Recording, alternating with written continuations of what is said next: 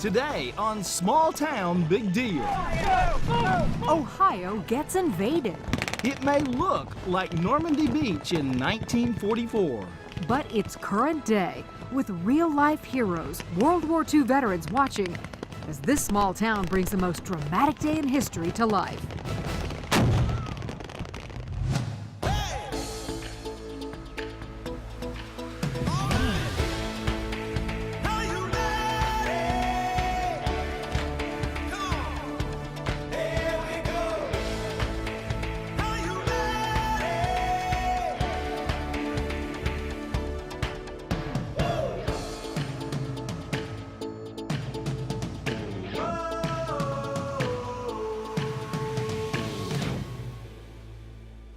Welcome to Small Town Big Deal. I'm Rodney Miller. And I'm Jan Carl. And we are in Conneaut, Ohio, population about 12,000 people. Now, Conneaut sits along the shores of Lake Erie, but the beach here bears an uncanny resemblance to a renowned beach nearly 3,800 miles away. And that resemblance draws tens of thousands of people every year to Conneaut to reenact the largest naval invasion in the history of the world.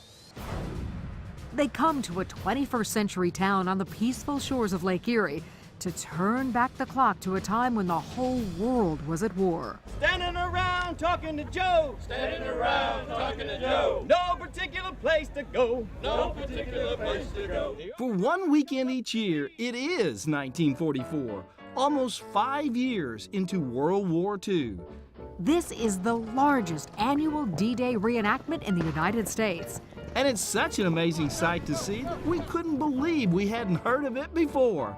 1,500 reenactors take a break from their everyday lives and volunteer their time, energy, and expertise.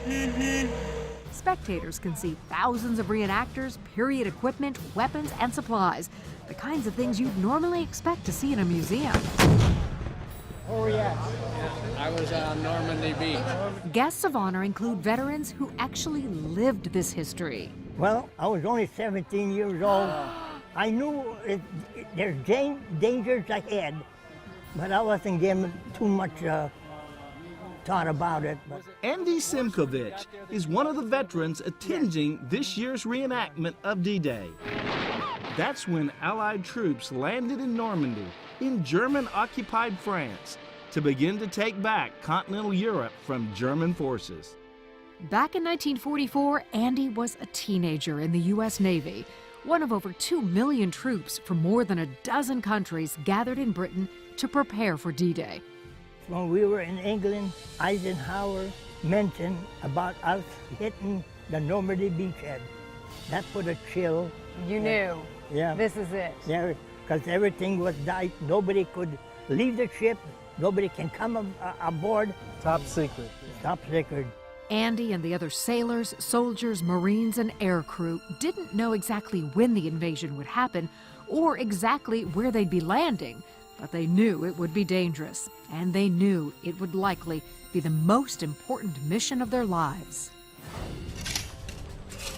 On the other side of the British Channel, German troops were digging in, waiting for the invasion that everyone expected and feared. They eventually knew it was coming, but they didn't know where it was coming, so I bet you the guys that saw it were pretty scared. Yeah. John Dragonet is one of a few hundred German reenactors encamped at Conneaut. Okay, so I have to admit, when I see the German uniforms, there's a part of me that's like, Gets a little nervous. yeah. This is a living history right here. I mean, Yeah. this brings it to life. Instead of looking at it in a book, you can come here and walk in these encampments and see the gear and the soldiers and smell the air and all the stuff that's going along with it. The Allied encampment at Conneaut is even bigger, with reenactors representing troops from the U.S., the U.K., Poland, Canada, and other countries going about their daily lives. We say it's like Brigadoon. It's only here for a couple days a year. We believe that this is the world's largest open-air museum. You will see things here that you will only see in photographs elsewhere or behind glass, but here you'll see them being used in context, and sometimes you can even see it close up if it's a weapon. I guess you can call it a personal tank protection. or even, hold on to the artifact. And the reenactors who are here are very dedicated to learning about their equipment, and so they'll tell you all about it. The longer you listen, the more minutia that you'll get to hear about, but it's fantastic information. One of the main downsides of this rifle was that when you were done firing it and make a sound, oh, sorry about that. That's okay. And it would let the enemy know that you're out of rounds. Hold it like this. See how I have it in my hand? Outside the mess tent, well, there's a chow line. It's good. You can visit the medical tent and learn about the battlefield medicine from 70 years ago. This is your morphine, injected near the wound site, and it takes about 30 minutes, which compared to today is very long. At the paymaster's tent, soldiers are picking up their wages. Privates started at $50 a month. There you go. Don't spend it all in one country. And keeping everything connected from behind the lines to the battlefield, the communications tent and the women of the Army Signal Corps.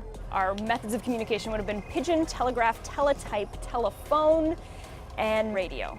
Pigeon even, still in World War II, yes. Wow, I didn't know that. Yes. Thank you, ma'am. We're actually here portraying a group of WACs that were stationed in London who helped type out and transmit the D-Day orders. It helps the camp feel very authentic. Yes. And that's what we really push for.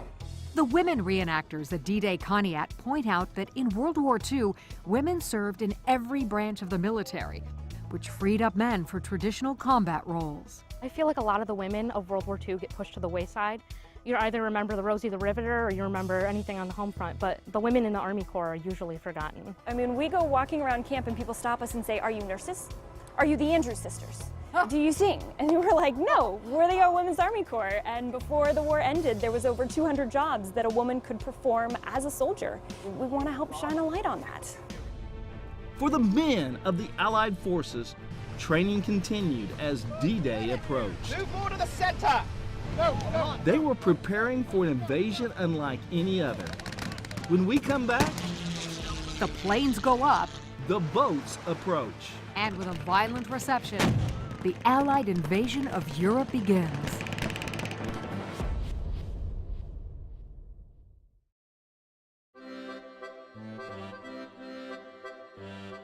Welcome back to Small Town Big Deal. 100% of our shows so far have been shot in the United States. But this one is from France. Sort of. Please clear the beach. We're going to be firing in 15 minutes. Clear the beach. Trust us, you do not want to be on the beach. At D-Day Conneaut, the beaches of Lake Erie are standing in for the beaches of Normandy, where 150,000 Allied troops would land on June 6, 1944. D-Day approaches, and the ships are in their assigned positions. Getting all those men and the rations, weapons, vehicles, and supplies to the battlefield was a historic accomplishment in itself, involving almost 7,000 vessels, from battleships to landing craft. In Conneaut, vintage landing craft assemble on Lake Erie for reenactment weekend. Here we go. Spectators get a chance to board vintage Higgins boats and cruise Lake Erie. It's quite a ride. I'm trying to put myself in that frame of mind that those young men would have been in that day. But this boat is made of metal. The landing craft of that day was made of wood. It wouldn't have provided much safety from the machine guns that were firing at them. He was lucky enough, we could have went behind the engine, but I did see the bullets go with the tracers. I had to duck, so don't hit me. Andy Simkovich was manning one of the Higgins boats that ferried the troops from ships to the battlefield on D-Day. He made trip after trip after trip. Then my job was bring my hands across, and then when that happened, we all hit the beach. The reenactors do their very best to help you imagine what it was like when the boats approached. And so, the invasion begins.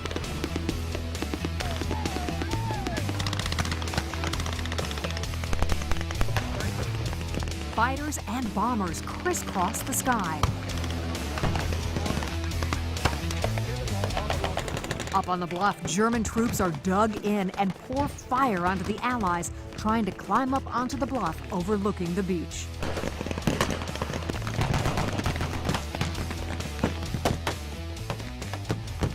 And that's when it gets really loud.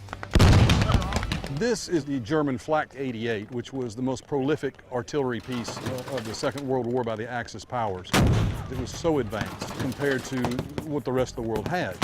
It could fire up to 20 rounds a minute, all right, in its automatic setting. That's wild. And the effective range was 35,000 vertical feet.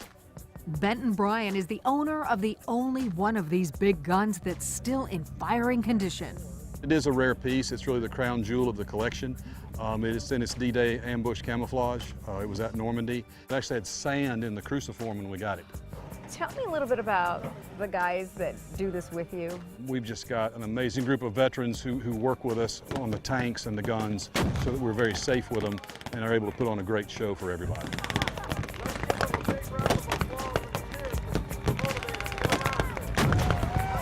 And quite a show it is. And it's clear that the thousands of people gathered to watch D-Day Conneaut appreciate all the effort that goes into this living history experience. That may be especially true for the veterans of the Second World War. Well, to me, it represents the strength of the country. Lots of people that didn't know what happened in World War II get some idea of what our veterans and the people that survived it. But I think this brings the nearest to being realistic without it being real. George was only 16 when he enlisted and joined the fight. 16 years old, he was working in a factory helping build airplanes, and then he enlisted. He's my hero. Better than a history book. Agreed. Because it brings it to life. It brings it to life. Brings it to life, yeah. World War II veteran Richard Ray Pylon is 91 years old and still participates in the reenactment each year. I want to tell you what happened the first time I was on the beach. So I'm behind one of the tank traps about halfway up the beach, and all of a sudden I got goosebumps. I took my helmet off and I looked around and I just almost got scared because it was almost like I was in the middle of the battle.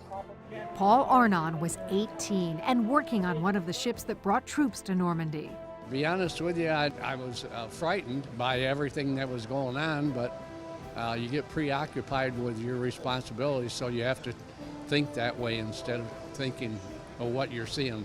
Thank you for your service. It was an immense honor to meet these veterans, and what really struck us was how modest they are. We wasn't heroes, we were just like having a job, and we were laborers.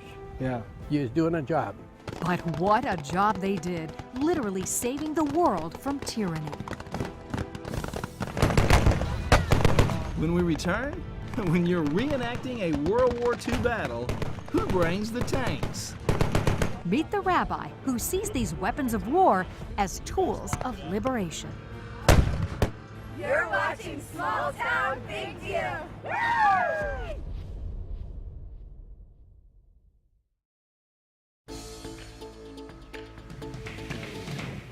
Welcome back to Small Town Big Deal. We are in Conneaut, Ohio, on the shores of Lake Erie. Now, hundreds of volunteers have transformed this normally peaceful Lake Shore Park into a raging World War II battlefield. It's a bit surreal to see warplanes buzzing overhead, boats delivering troops, and fighting between Allied forces and the German army. And it gets even more amazing when the tanks roll in. German tanks and Allied tanks. Tanks in trouble. And tanks moving a lot faster than I ever expected them to. We were wondering, where do you find tanks like these? Our question led us to this man. You look good in your helmet, son. Rabbi Rob Thomas.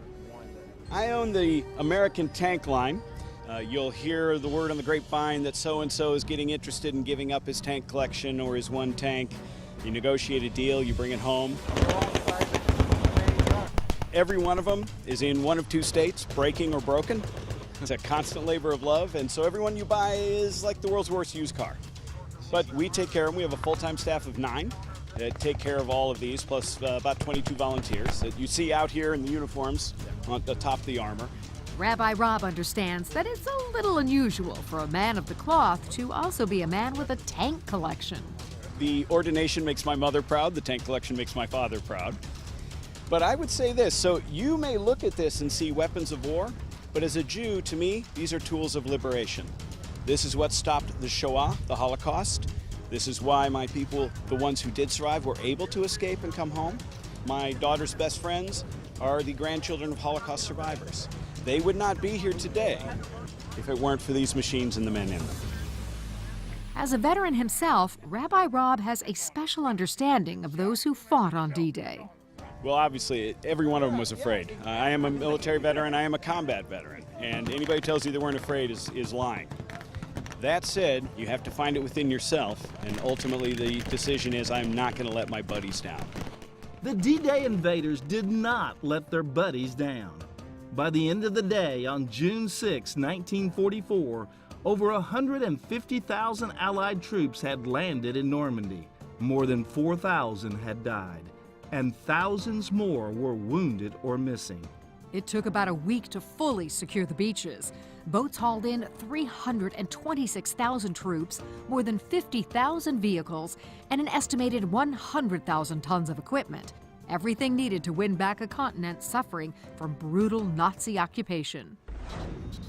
Meanwhile, smaller battles continued, including skirmishes between French resistance fighters and German forces. So basically the way this was set up is that the French partisans had set up an ambush, faking a disabled vehicle in the middle of a bridge. And the Germans sent out a scout tank to investigate what was happening. And that's when the French partisans launched their ambush, destroying the tank. And in nations across Europe, patriots of many nations put their lives on the line to fight the Nazi forces occupying their countries. Their story is part of D-Day too. I'm so impressed with the detail of every uniform, every little piece of equipment. You feel like you've just stepped back in time to 1944. It seems right that all these decades later, thousands of people come to Ohio every year and work hard to reenact that turning point in world history. We like to keep it preserved, keep it fresh, let people see what it was like back then during these times. The greatest generation is fading very fast. It's almost our duty to learn what they have been through, what they have gone through, to preserve that history, to hear it and to cherish it. My great uncle actually landed on Omaha Beach and fought with the 1st Division. I think it's just important to keep those people's memories alive and just make sure nobody forgets, because if we forget history, we are doomed to repeat it. Everybody feels very strongly about history and preserving the legacy of what we're doing and educating. A lot of the reenactors do this to honor family members. There's a lot of U.S. military who does it too. It's a wide group of people. Yeah. We'll have about 1,500 reenactors here from all over the world. Reenactors honoring those who made one of world history's great victories possible, while a few of those who fought are still around to watch. We'll be right back.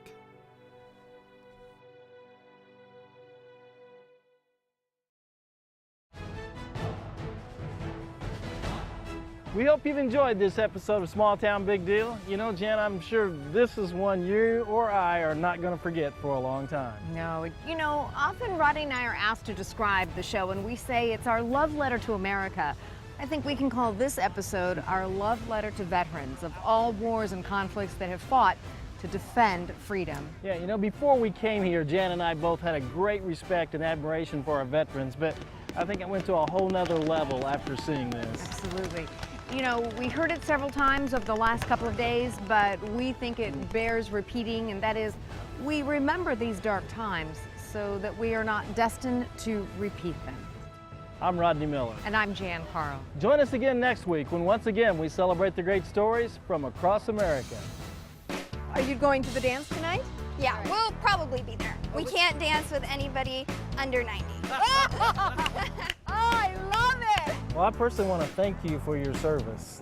Thank you for your service. Rodney's going to shake your Thank hand. you so much. And I'm going to give you a hug. All right, I'll accept it.